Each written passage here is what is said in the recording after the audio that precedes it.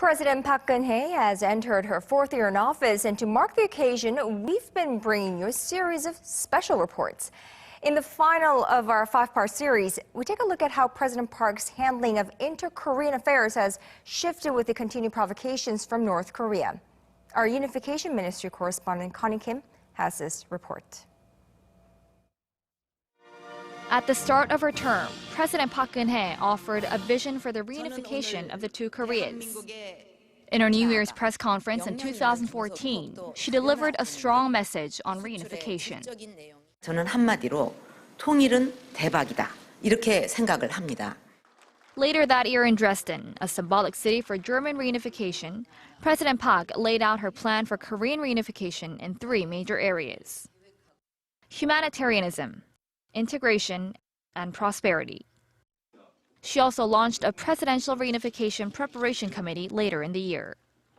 Over the next 2 years, Seoul moved forward with inter-Korean cultural and assistance projects to improve relations with Pyongyang, even when tensions between the two Koreas spiked in August 2015, when landmines on the border planted by North Korea exploded, injuring 2 South Korean soldiers.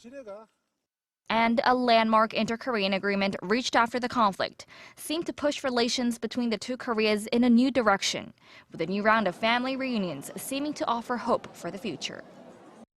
However, with North Korea's nuclear test and long-range missile launch, President Park has made clear that inter-Korean relations will only improve when Pyongyang gives up its nuclear weapons program. This marks a sizable shift to a more hardline stance against the North.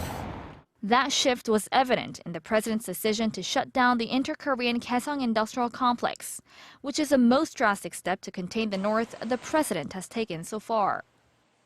And she's warned there are more sanctions to come.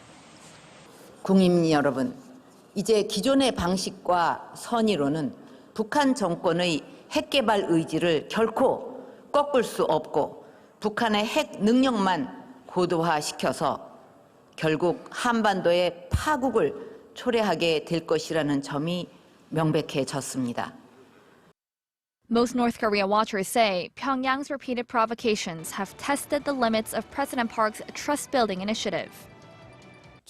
There is a limit to what you can do to push for security on the Korean peninsula and build inter-Korean cooperation while North Korea continues its nuclear and missile development. This imbalance has been raised as a fundamental problem with her trust politic.